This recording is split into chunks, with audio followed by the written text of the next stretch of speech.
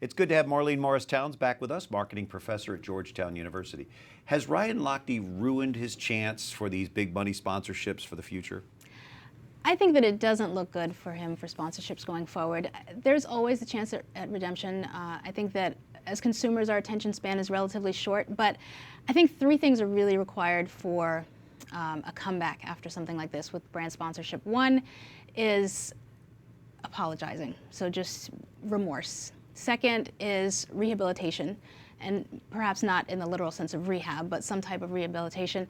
And then performance. So we've seen athletes before that have apologized and just haven't performed as they did before, and so their opportunities, I think, have kind of dried up, and we haven't seen that from him.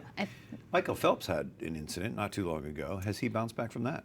He has, and I think that he met those criteria. He so did. I think that he apologized for his indiscretions, for his bad behavior, and he had some much more serious consequences. He had a couple of arrests for driving under the influence, but he went through a rehabilitation process. He got back in the pool, began training, seemingly has turned his life around. He has a child, and seems to be on the right path and performed. Good example for Lochte to follow, maybe. Yes. Yeah. Now, Simone Biles seems to be squeaky clean. She already has a lot of sponsorships. Does she stand the opportunity for a whole lot more?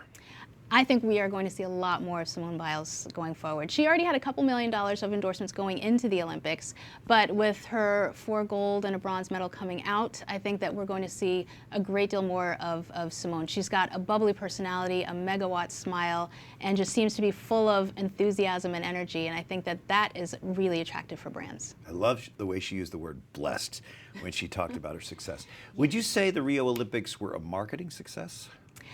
I think that they were. I think that in a lot of ways Rio overcame a lot of obstacles that people were very worried about going in. And I think that as far as brands are concerned, they really did seem to capitalize on the spirit of the Olympics, the spirit of competition, a lot of national pride. So I think overall some brands came out really well. What would you say would be the big winner as far as brands go?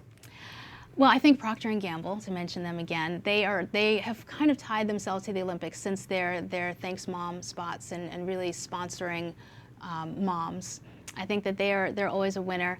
I was really impressed with the Nike ads in the Olympics this year. Nike Unlimited, they had a number of unlimited spots, and they were very creative, artsy, edgy, using Chance the Rapper, and they were just visually appealing as well as musically tied in, and I thought they were some great ones. United Airlines, I think I saw that one. I don't know how much they spent on media, but I saw it constantly, and it featured a lot of the athletes and really did capture and embraced what the Olympics is all about, while, of course, featuring their brand. We appreciate your insight. Marlene Morris-Towns from Georgetown, thank you so much. Thank you so much for having me.